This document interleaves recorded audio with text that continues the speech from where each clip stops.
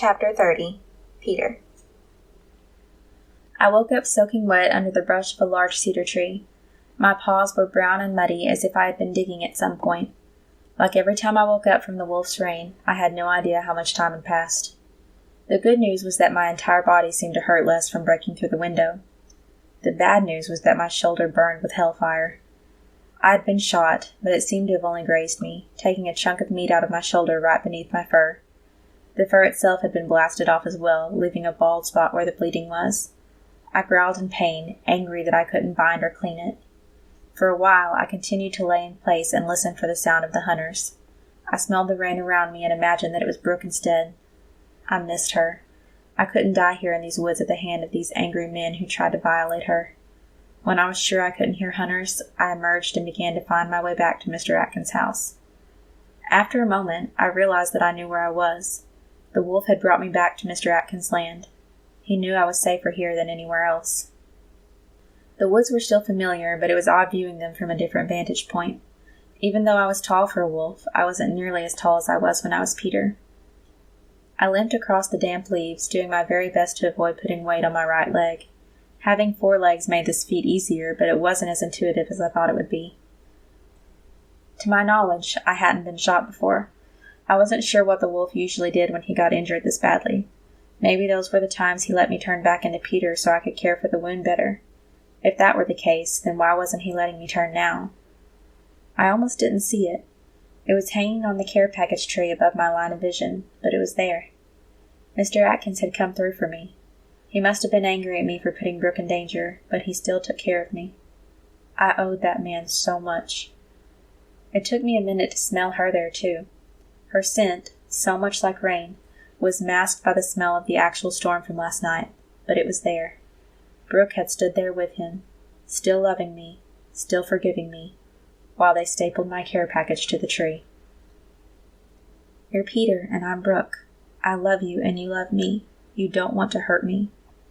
Her voice echoed in my mind, causing guilt to swell up in me. My hands came to my face in shame. I had pinned her on the ground, and she still came to help me. My hands. I looked down to see my naked human body. My wound didn't look as bad as it felt. I would be able to clean it and bind it easily without the need for stitches. With excitement, I hopped up to my full height to remove the bag from the tree. They had packed me my own clothes from the camper, some protein bars, and an envelope with money? I looked around to make sure no one could see me as I counted the money. It was slightly over $3,000. I felt like a target standing naked in the woods holding that much money. I was about to sit it down to get dressed when I saw the note. Peter, I'm so sorry your money was stolen from you. I wanted to be able to pay it all back, but this is all I could get for now. Know that more is coming so you can survive the winter in the woods without turning.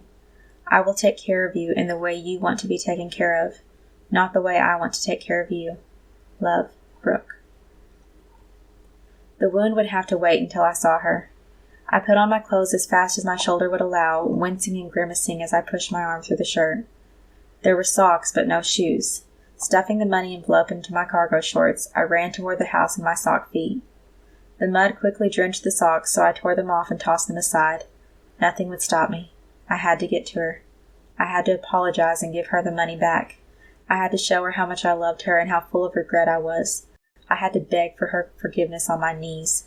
I'd leave her alone if she never wanted to see me again, but not without her knowing how desperately sorry I was.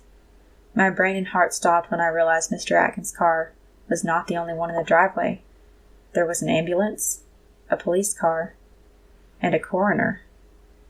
Brooke! I yelled, racing toward the front door.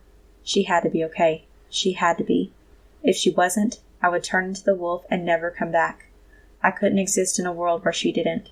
Not forever. I wasn't as strong as Mr. Atkins. I couldn't carry on with that kind of pain. I couldn't do it. My legs carried me through the open door like a freight train, causing me to run into a police officer. Sorry, where's Brooke? I asked. It came out so quickly that it was almost one word. I wasn't sure how he understood me, but he pointed toward the kitchen. At that moment, she turned the corner. Her red-rimmed eyes were filled with tears as she ran into my arms. Millie. Where was Millie? I held her and scanned the room for her younger sister. If anything happened to her, Brooke would never recover. She was like her child. She would be broken forever. He must have had a heart attack in his sleep, she said, her words muffled into my chest. I found him this morning, and he was already gone. He was gone. Mr. Atkins? I asked, pulling back to see her face. She nodded and kept crying. Were you a friend of his? The officer asked, approaching me from behind. I had forgotten he was there. Yes, I said, but friend wasn't a strong enough word to encompass our relationship. I'm very sorry to both of you. I'd had some interactions with the man before, and he seemed like he was a great one. Brooke, I spoke to your social worker assigned to your case. She will allow Millie to stay at her friend's house again tonight and go to school tomorrow as usual. At school, she will come and let you know your foster assignment. She won't go anywhere without me, Brooke said, stepping back from me to square off with the officer. He sighed. I know. We will do everything we can, but you aren't fit to be her guardian yet. Where will you stay tonight? Right here, she said, daring him to tell her otherwise. I'm 18 years old, and I can stay one night by myself. I want to have this time to gather our things again and prepare for moving. He nodded, but I wasn't sure if he was really allowed to let her stay. It seemed as if he were doing her a favor. What will happen to the house after Brooke and Millie leave? I asked. We'll have to see if he has a will on file with the probate court, then go from there, he said. They all left, the officer and all the other emergency people who showed up. They drove his body away. Light rain started up again outside. The clock ticked, and minutes turned into hours. Still, Brooke and I sat in his recliner, frozen in time. It was the same recliner I had stitched her arm the night both of us spoke to Mr. Atkins for the first time. She sat curled in my lap, drenching my shirt with her tears and snot. My own tears wet my face and beard, occasionally dropping onto her head. He had saved both of us, and without him, we had no one to lean on. There was no one else who understood us, or who would love us in spite of our shortcomings. I had lost another parent. I was a little orphan boy all over again, scared and in fear for my life. But I did not turn.